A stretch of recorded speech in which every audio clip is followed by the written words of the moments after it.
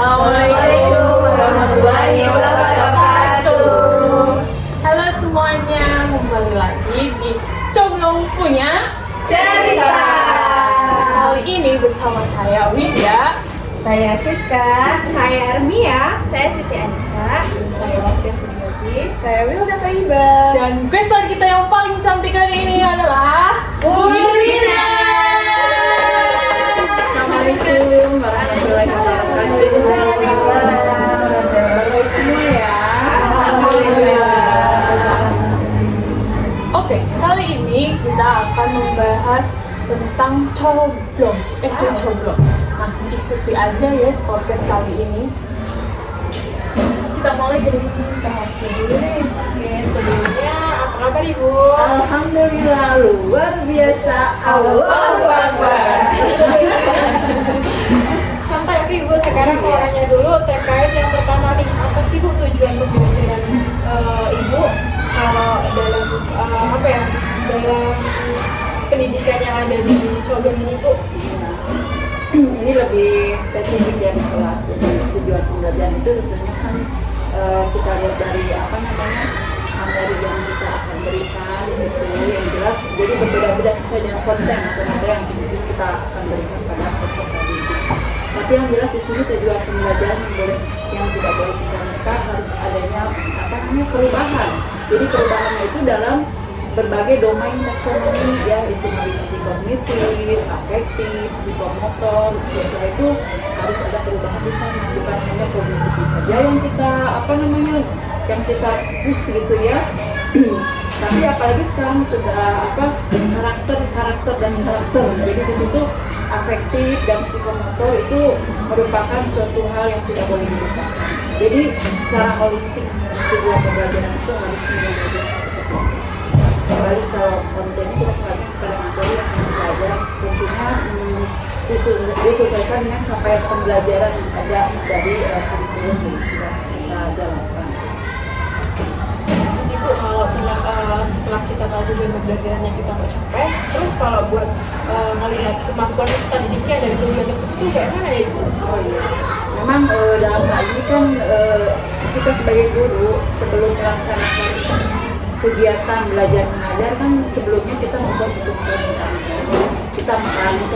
Kita merancang bagaimana skenario yang akan kita lakukan di kelas gitu ya. Kita kan sebagai artis nih, sebagai aktor yang tapi dalam hal ini kita harus perhatikan adalah kita fokus kepada peserta didik. Jadi di sini tentunya peserta didik yang harus aktif dalam proses pembelajaran. Kita sebagai fasilitator yang membantu memberikan motivasi, membantu memberikan arahan, tapi yang aktif dalam ini harus peserta didik. Jadi melakukan proses, karena dalam penilaian ini kita tidak boleh mementingkan hasil, tapi proses. Jadi dalam suatu evaluasi kita harus garis bawahi proses, itu harus menjadi prioritas ya.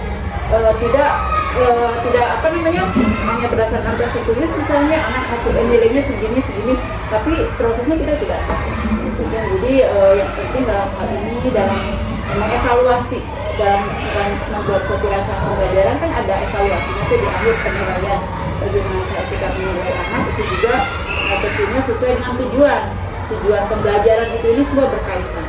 Ujungnya dari evaluasi atau penilaian yang akan kita lakukan itu tentunya juga harus menyeluruh evaluasinya, kognitifnya bagaimana, afektifnya bagaimana, psikomotornya bagaimana, itu dinilai. Tentunya semua ada seperti jurnal ya, ada kriterianya bagaimana yang dicari oleh anak itu dia.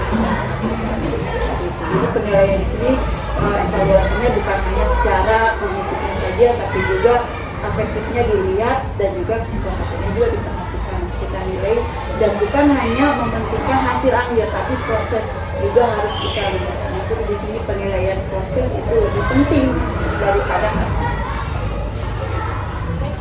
Baik Ibu, sekarang saya nih yang ingin tanya ke Ibu ya. Terkait misalkan saya kaitkan contoh topiknya tentang literasi gitu, literasi di kelas gitu. Biasanya Ibu menentukan tujuan pembelajaran itu apa dan bagaimana gitu. Kenapa apakah ada yang terakhir pembelajaran oleh ibu, ada yang dikaitkan dengan literasi atau enggak, dan mengapa kalaupun misalkan udah ada tujuan pembelajarannya, kenapa menjadi tujuan pembelajaran itu jika dikaitkan dengan literasi anak yang literasinya? Ya, terima kasih. Kaitannya dengan literasi memang ini satu hal yang sangat penting ya, yang sangat penting diperhatikan.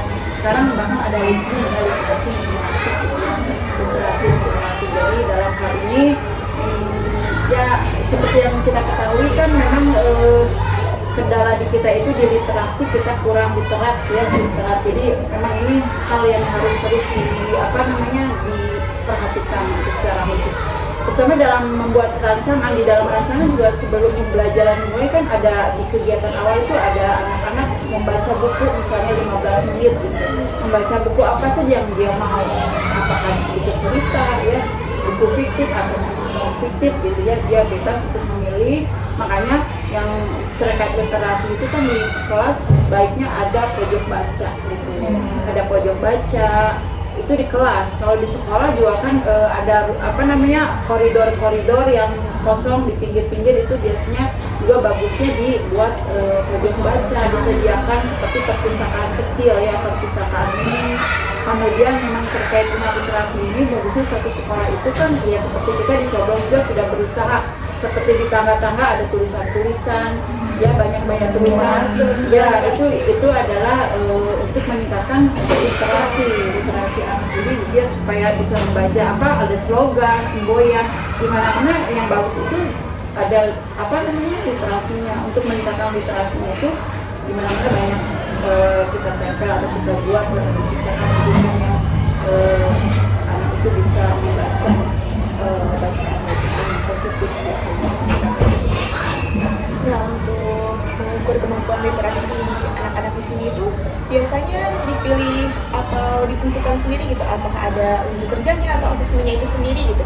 Kalau misalkan ada asesmen untuk bagaimana sih melihat kriteria tingkat literasi anak itu, kriteria asesmennya itu seperti apa gitu, apakah ada atau tidak gitu. Ya, tentunya asesmen di sini kan pertama juga kita lihat dari kita kan membuat semacam jurnal gitu ya.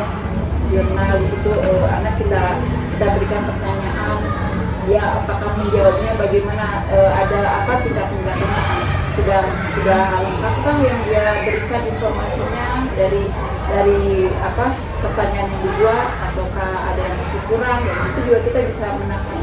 Kalau teknisnya kan bisa secara tertulis, bisa lisan, bisa kita memperhatikan observasi ya, kita melakukan observasi anak misalnya, ini bisa bermacam-macam sih.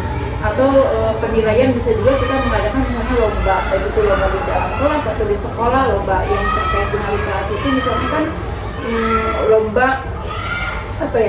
lomba mengungkapkan atau lomba bercerita dari hasil ya bisa lomba pidato atau lomba membuat dongeng atau misalnya bercerita, membuat puisi gitu ya, itu termasuk literasi semua gitu. Bahkan bisa juga anak kan melakukan drama atau ya drama supaya tidak jenuh ya, tidak bosan. Ada kalanya misalnya dalam pelajaran PKN gitu ya, kadang-kadang guru suka lupa misalnya melakukan ceramah materi gitu, tidak seperti itu juga. Bisa aja anak dilakukan role playing gitu ya, jadi anak-anak bermain peran ya, membuat skenario. Dia membuat skenario-nya sendiri, bermain peran gitu, dari bacaan ya, atau literatur yang dia baca, kemudian dia tuangkan dalam skenario, kemudian dia berperan gitu. Itu termasuk kita bisa menilai juga di situ kan literasi anak ini bagaimana gitu. Selain juga dari pertanyaan yang suka kita buat lah ya, secara tertulis kan suka ada soal pertanyaan. Nah, kita tahu dari jawaban anak itu, dan sebaiknya kita membuat pertanyaan itu tidak yang misalnya tahun berapakah gitu ya, tidak seperti itu, tapi kita membuat pertanyaan yang mengungkapkan apakah anak sudah memahami materi yang diberikan atau cerita yang dia baca, jadi kepemahaman dia gitu. Jadi bukan hanya secara ya misalnya apakah nama ibu kota Jakarta, ibu kota negara Indonesia atau tahun berapa Indonesia. Nah, itu kan hanya hafalan ya, Singkat sedikit. ya singkat, itu mah recall aja, itu mah hafalan aja, hindari lah yang seperti itu. Tapi kita gali anak untuk dia bisa menjawab sesuai dengan apa yang ada di pikirannya gitu. Kadang-kadang keluar pendapatnya sendiri, nah, itu kita harus hargai. Itu dari situ kita bisa menilai bagaimana.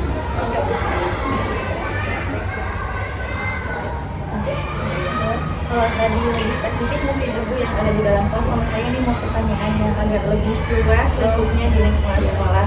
Nah, ibu apa di sini di SD Coblong ini pernah ada kegiatan yang keterlibatan orang-orang itu besar gitu, acara besar yang melibatkan banyak orang, termasuk juga peserta didik di dalamnya? Ya, terima kasih.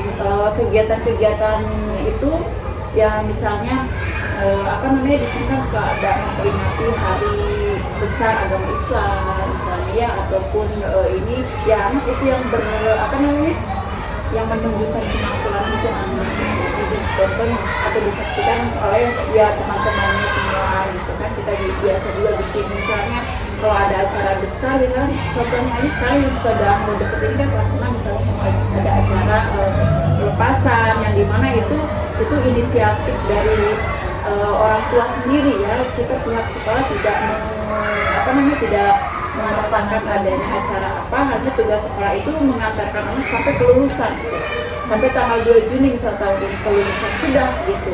Tapi adapun orang tua dalam komitenya, dalam kelasnya itu menginginkan supaya ada kenang-kenangan anak saya sudah sekolah di sini selama 6 tahun, supaya anak-anaknya ada hal yang bermakna tersendiri di akhir sekolahnya di SD ini, misalnya akan mengadakan misalnya panggung.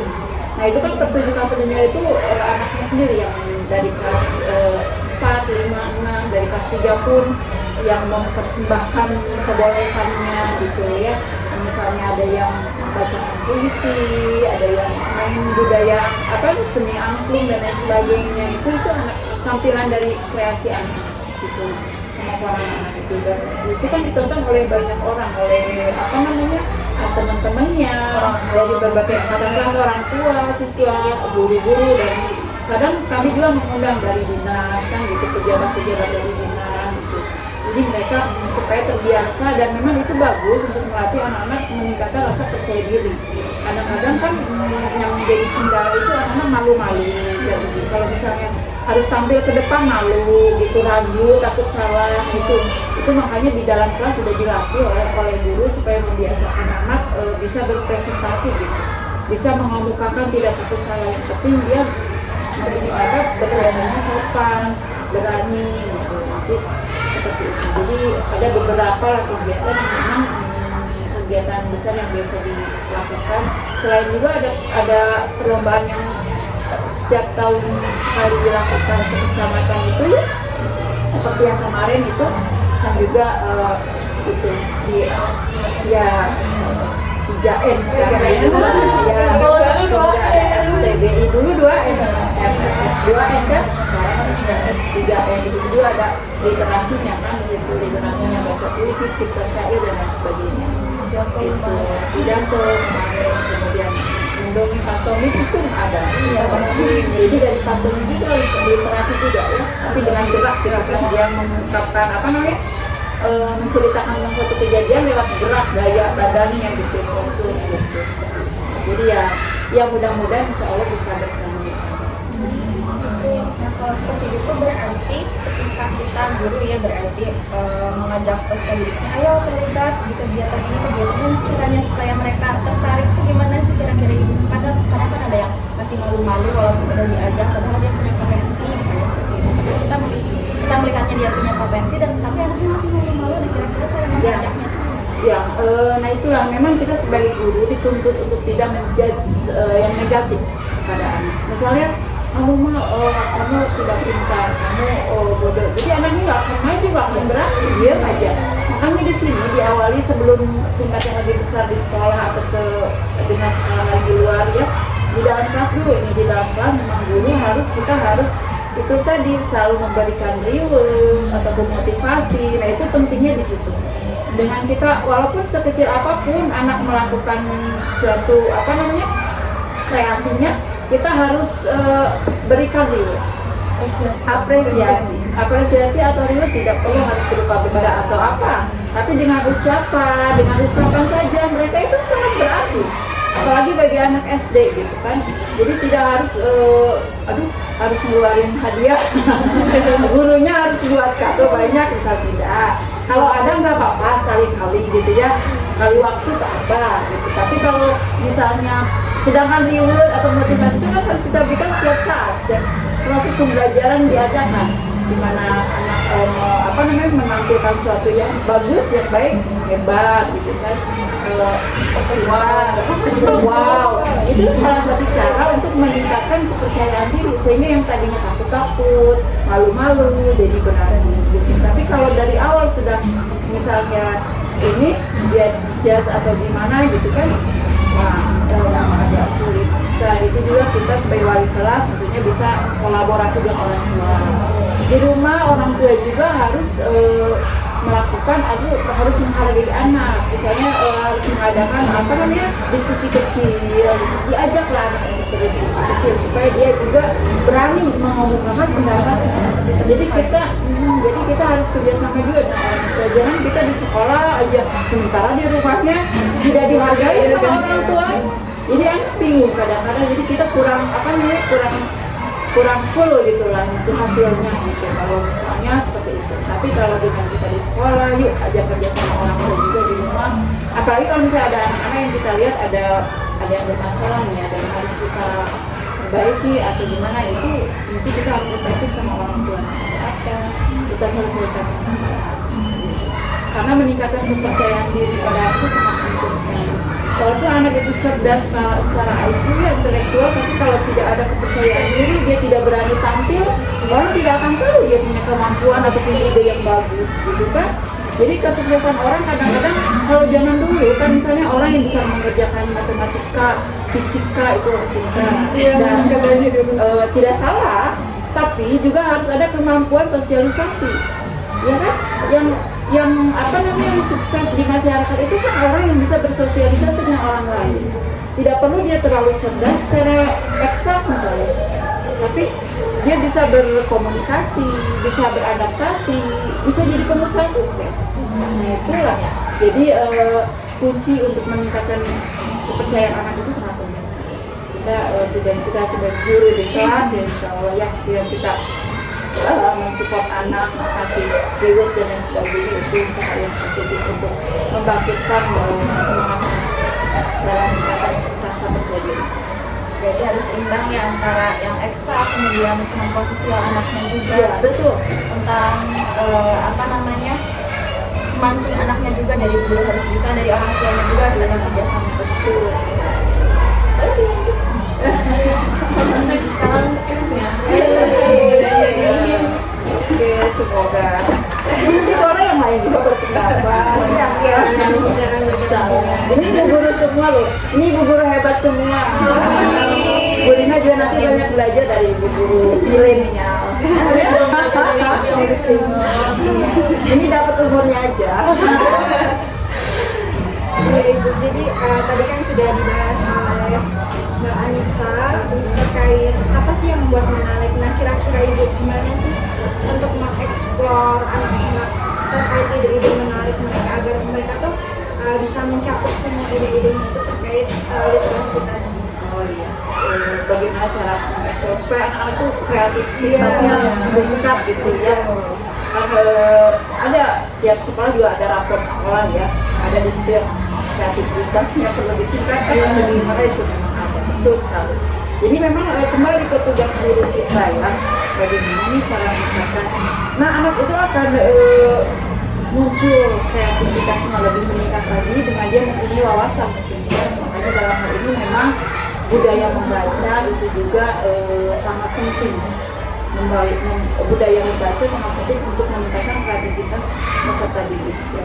Jadi budaya membaca di sini kan bukan hanya membaca buku. Kalau membaca buku sudah jelas itu, sudah anak harus ya kita kerjasama lagi dengan orang tua supaya dimahami juga, disediakan buku-buku supaya anak mengurangi main games atau lain sebagainya. Jadi dia punya wawasan yang bagus, yang lebih banyak lagi dari literatur yang dia baca gitu ya.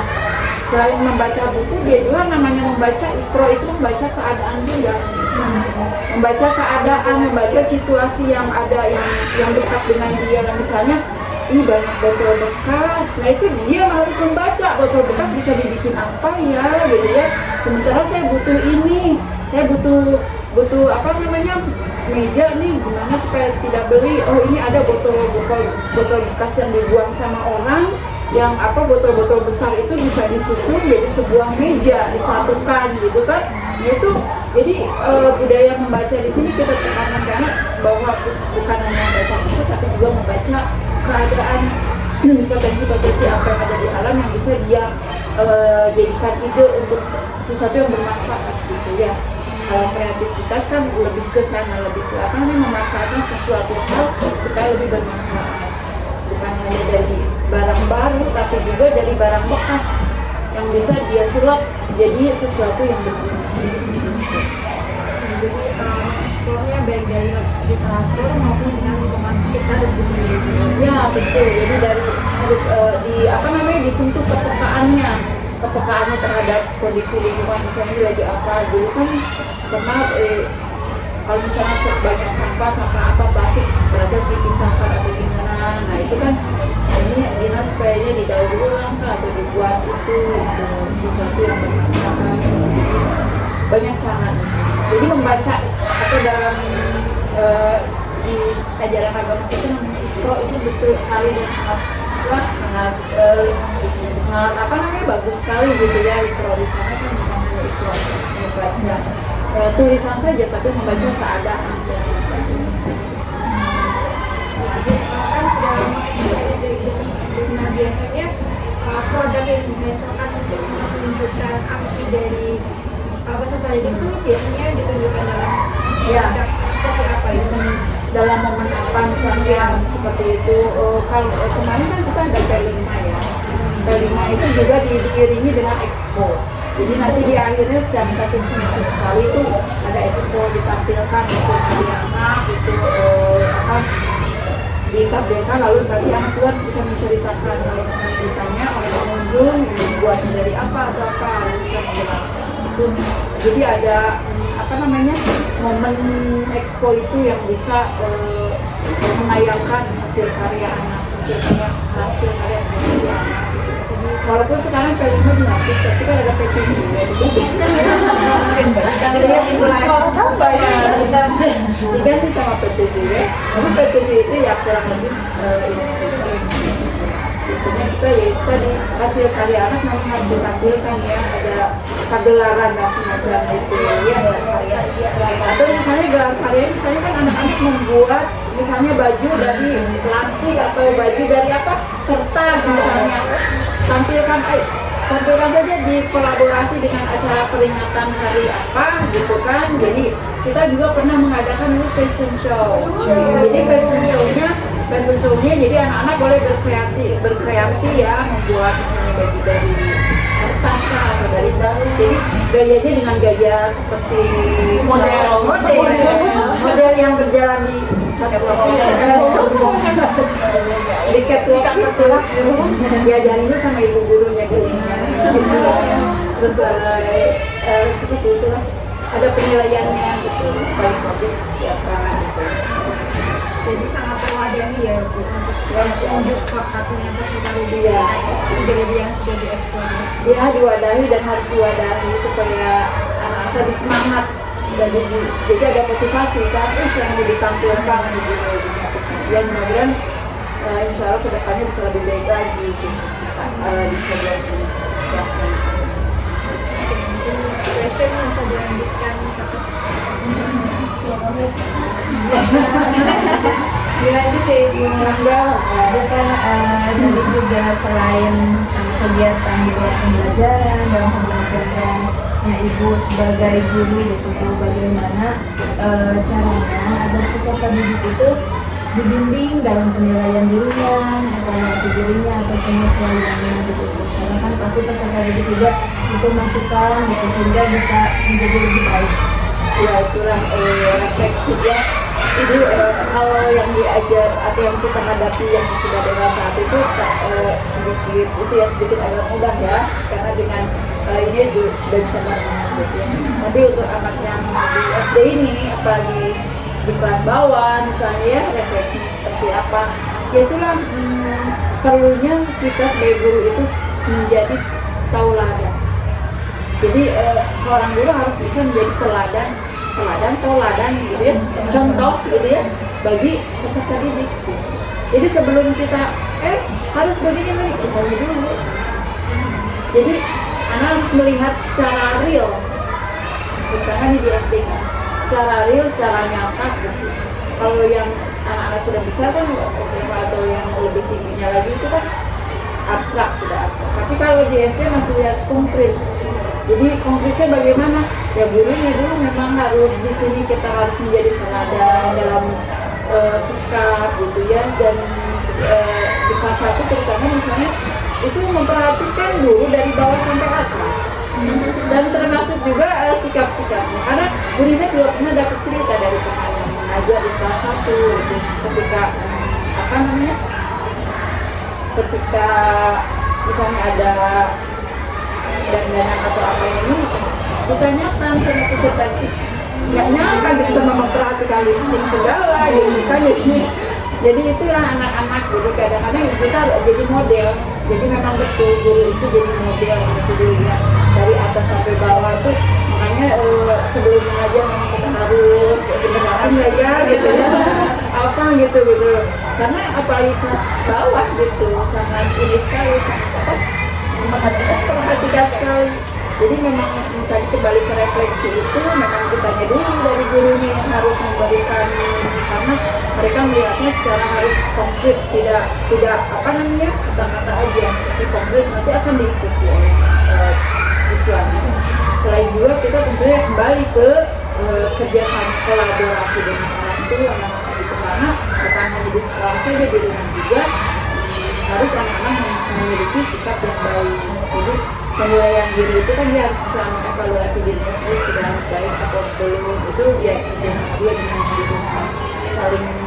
Dan kadang-kadang kita juga sebagai guru dan orang tuanya di rumah juga tidak boleh kita sendiri juga harus menghargai anak gitu, harus menghargai anak itu jangan karena kita lebih dewasa, karena kita orang tuanya jadi segala benar gitu, tidak.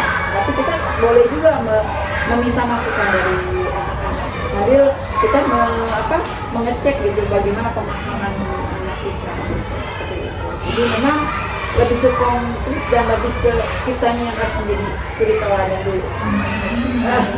Kalau di SD ini terutama karena kebetulan anak-anak kan sering melihat gurunya, bahkan lagi ternyanyi pesan gurunya gitu ya, apa kata bu ini kata bu ini.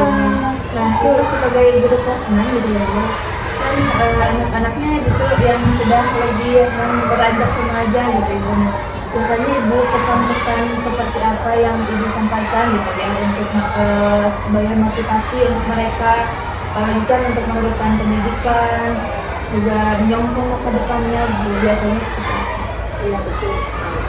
Jadi di kelas 6 itu memang kelas yang paling tinggi ya di jenjang sekolah dasar ini, ya Ibu diantaranya ya, dan karena kalau Ibu guru kan di kelas kan banyak bicaranya gitu ya, kadang-kadang kita banyak bicara di sini ya, maksudnya dalam memberikan masukan gitu, bukan berarti satu arah, tapi sesuai juga kita gali pendapatnya dan kita tanya tentang keadaan dirinya, tentang pemahamannya, tentang cita-citanya dan lain sebagainya.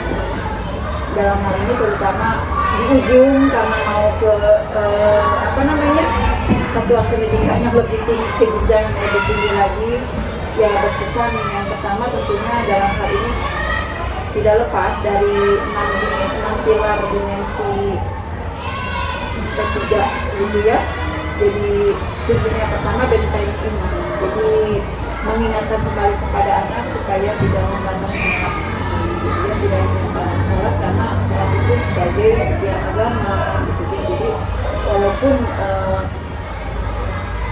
apa namanya, sekarang masih SD misalnya, terus sampai SMA itu adalah hal yang ini. Jadi mumpung lagi masih di SD, justru dari awal-awal itu harus selalu diingatkan supaya nantinya menjadi jati dirinya gitu, supaya dia tidak meninggalkan sholat. Jadi ingatkan aja, misalnya dalam ketika kita mengabsen anak, ya bisa aja siapa tadi yang sholat subuh dulu, siapa yang tidak, besok kita tanyakan lagi. Ini lama-lama ada peningkatan itu yang melaksanakan itu. Walaupun ya kita jangan menjat yang tidak sholat, yang belum yang kesiangan lalu tidak sholat maksimal lagi tidak, tapi harus justru dikasih motivasi gitu. Jadi besoknya menyadari diri, jadi lebih banyak dan itu akan terngiang-ngiang insya Allah kan nanti sampai besar gitu. Yang pertama itu, karena apalagi nanti anak peserta didik kita yang sekarang nanti kan di zamannya permasalahannya itu akan tentunya lebih kompleks, lebih berat, ya kita nggak tahu bagaimana nanti gitu ya. Nah itu kuncinya adalah memang benar-benar supaya anak tidak mudah depresi, tidak mudah stres, dia menghadapi kondisi permasalahan yang akan terjadi ketika mereka terjun di dalam masyarakat atau di tempat pekerjaannya gitu. Yang pertama itu, yang kedua akhlak. Jadi akhlaknya itu harus ya kita ingatkan supaya mereka itu memiliki akhlak yang baik gitu ya. Tidak ada lain contoh dari kita yang Rasulullah SAW. Silakan aja dibaca kisah-kisahnya bagaimana beliau gitu ya. Kalau lebih bagus orang tuanya di rumah punya ada Sirah Nabawiyah tuh ya, ada buku Sirah Nabawiyah itu di sana lengkap sekali dari mulai Rasulullah SAW lahir sampai wafatnya itu di situ ada dan sangat menyentuh sekali gitu. Kalau setiap orang tua bisa membaca dan menceritakan kembali kepada anaknya itu sangat bagus sekali gitu ya. Karena disitulah akhlak yang perlu dicontoh. Selain keimanan, ya akhlak juga itu apa namanya pada karena sudah sudah penuh di situ kalau dalam Islam itu dijalankan sudah bisa mencakup keseluruhan aspek karakter yang memang diharapkan seperti itu. Jadi intinya ke situ dulu. Selain juga anak diberikan motivasi untuk dia bisa menggali apa sih minat bakatnya gitu. Perdalamlah itu untuk kesuksesannya di dunia dan akhirat.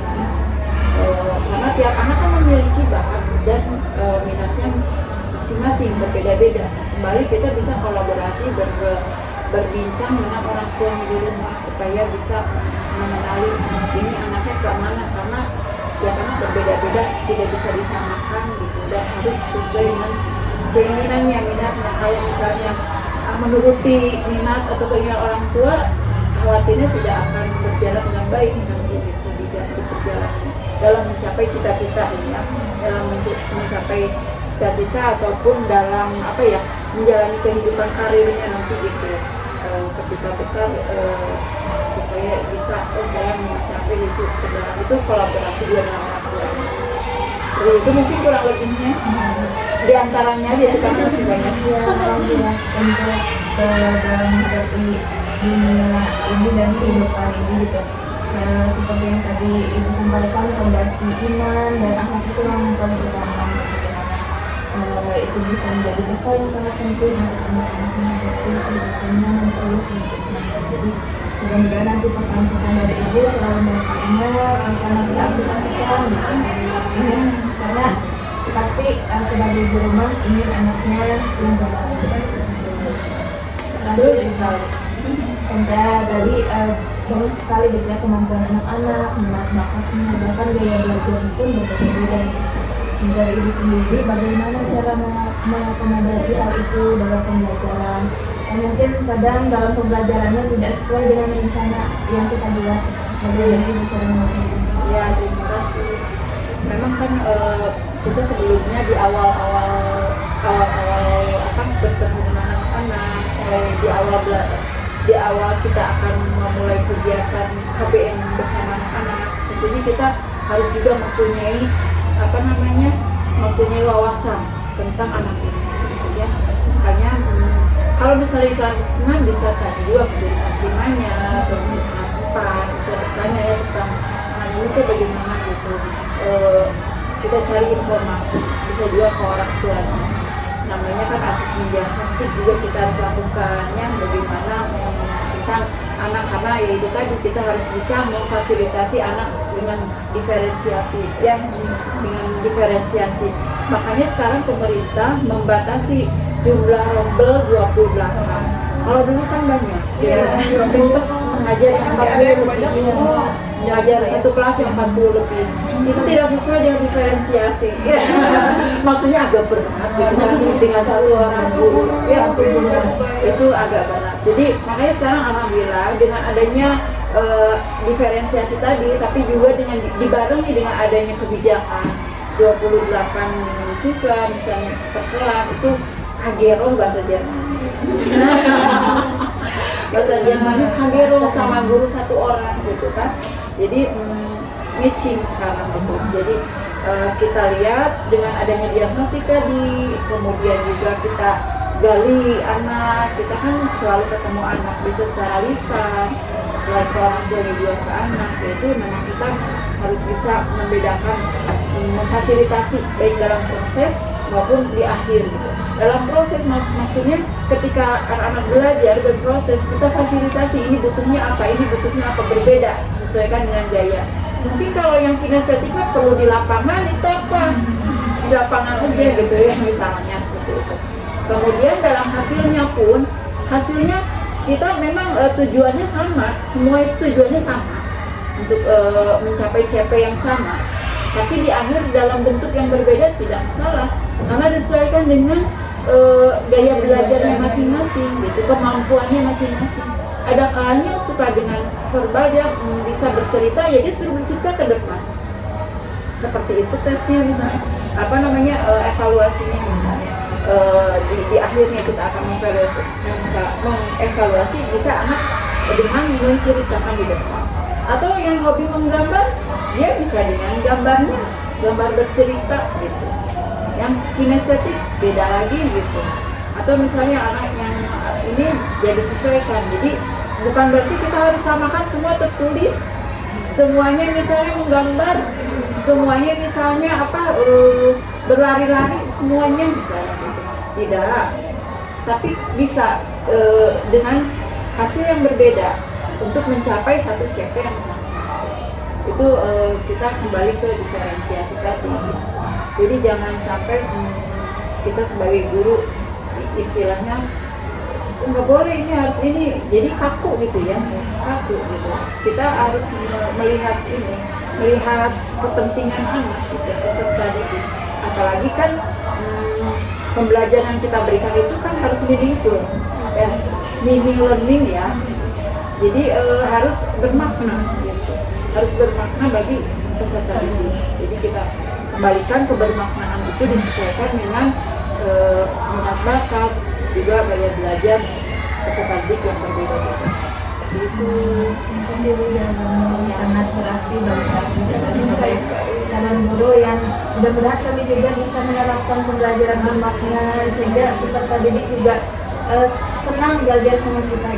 Betul, amin, insya Allah. Ini anak-anak udah di sini juga melihat ibu guru yang udah cantik ini, udah kita kan yang penting ibu guru itu pertama hangat gitu kan, bisa mendekat dengan anak itu, udah anak-anak udah ini semangat gitu, udah seneng gitu. Apalagi ada kemarin bagi-bagi reward itu ya, anak tuh seneng, ujian ataupun apa itu anak perlu reward.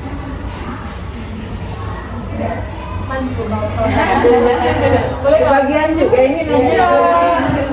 Boleh nggak mau ceritain pengalaman belajar dari ibu yang paling berkesan sehingga dapat mengembangkan dan memperdalam pemahaman peserta didik?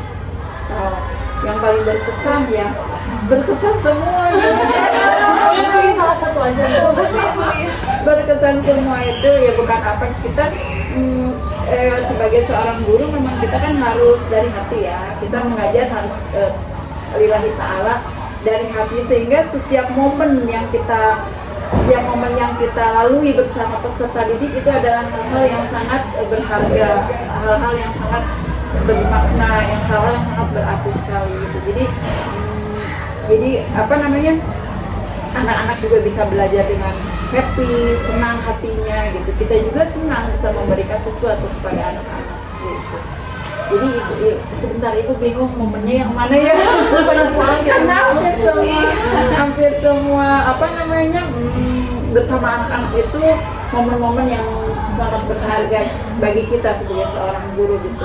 Dan apa namanya tidak terbatas ini karena kita kan tahu semua anak itu mempunyai potensi gitu. Semua anak mempunyai potensi yang berbeda-beda sehingga kita sangat bahagia sekali gitu.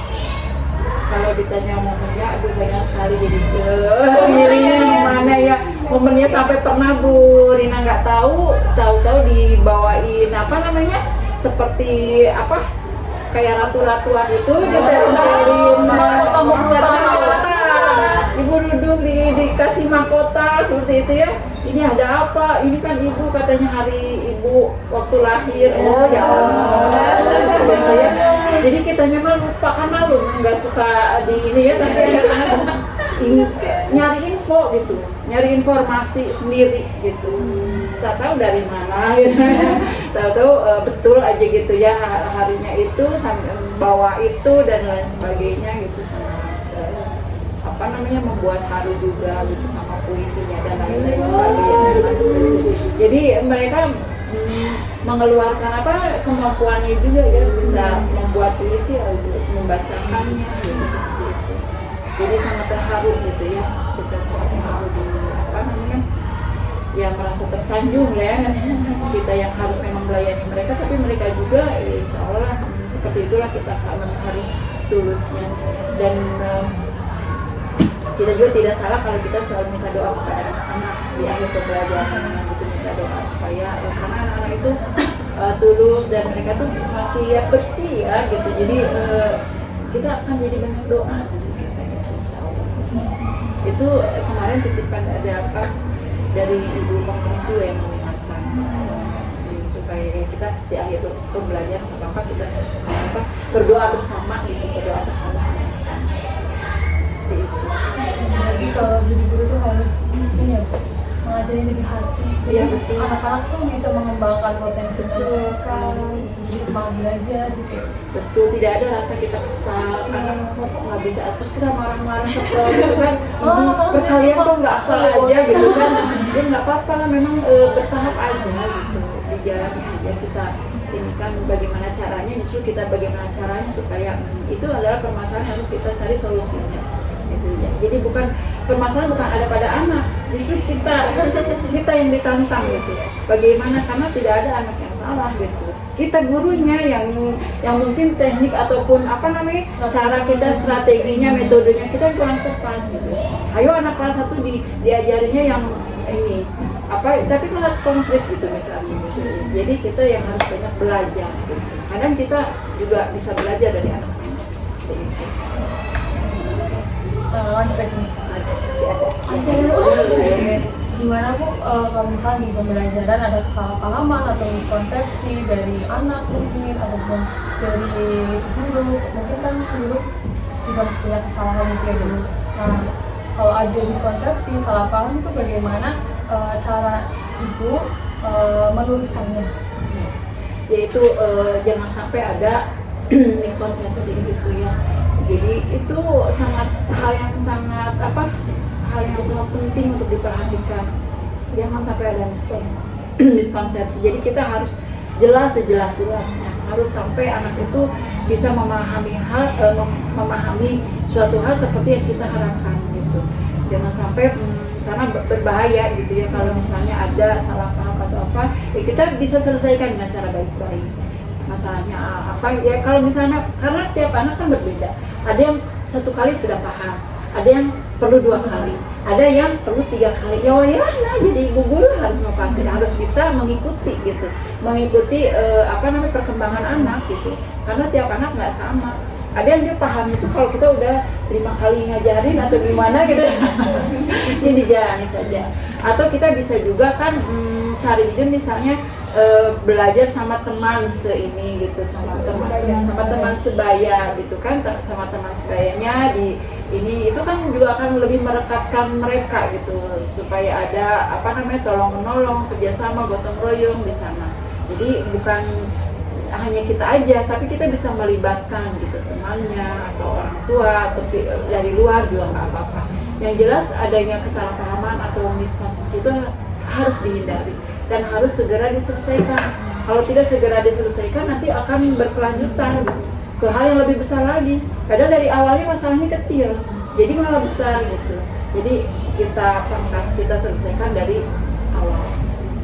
Soalnya bahaya banget ya Bu, kalau misalnya salah paham nanti ke depannya ini, kalau misalnya ada pembelajaran yang membuat miskonsepsi, harusnya tuh ini, padahal itu kan sebetulnya salah, padahal salah pahamnya tuh dari awal. Nah, itu bahaya banget kan. Iya bahaya. Jadi kita ya harus ini berusaha untuk menghindari hal itu. Kita ikuti aja kemana apa namanya arahnya. Yaitu harus sabar, kita harus sabar terus menjelaskan sampai mana, sampai tidak ada miskonsepsi. Jadi kalau gitu, Ibu pasti punya strategi buat pembelajaran yang dibahas. Bagaimana sih Bu caranya mengatur strateginya di pembelajaran agar memaksimalkan keterlibatan peserta didik aktif dan semuanya jadi efektif gitu pembelajaran. Ini juga Ibu belajar juga dari ibu-ibu milenial ini ya. Yang dalam praktek siklus sudah ya alhamdulillah bagus ya. Tinggal nanti kan itu kan itu baru jam terbangnya baru sedikit loh gitu kan ya. Nanti apalagi kalau sudah banyak jam terbangnya bisa lebih hebat lagi gitu kan. Jadi apa namanya kita dalam pemberian atau dalam proses kegiatan belajar mengajar di kelas itu bersama peserta didik kita kan kita tidak bisa hanya mengandalkan satu strategi atau satu metode saja, tidak seperti itu. Apalagi anak-anak kita berbeda-beda gitu kan, diferensiasi tadi. Jadi diferensiasi itu kaitannya dengan penggunaan atau pemakaian multi strategi, multi sumber, multi metode itu harus dilakukan dalam kegiatan belajar mengajar supaya tidak membosankan dan juga kita bisa memfasilitasi semua anak gitu.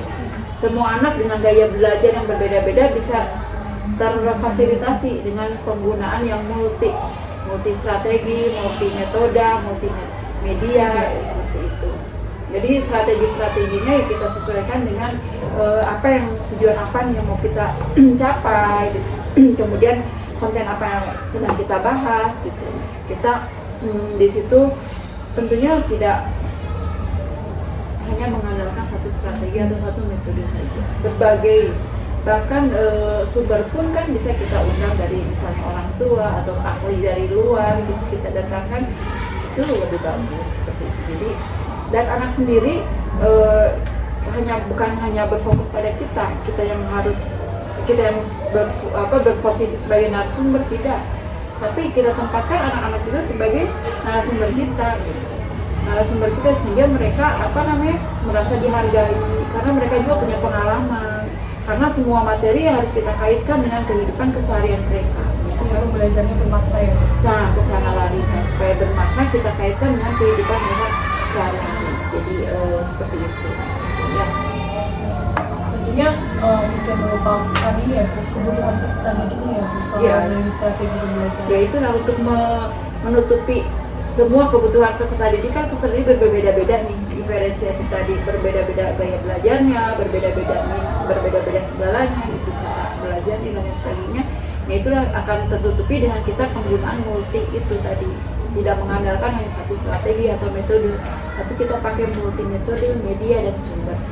Kan sumber pun kita jadikan juga anak-anak sebagai narasumber, tak masalah gitu kan. Kalau lebih bagus, anak lebih bisa bercerita, dia anak-anak lebih polos biasanya. Kalau anak SD jujur gitu. Bahkan ibu aku kemarin ada tamu, saya suruh bilang nggak ada, gitu ya. Itu kan itu jadi narasumber bagi kita, jadi sumber, oh ternyata gitu kan. Nah, itu bisa kita bahas gitu.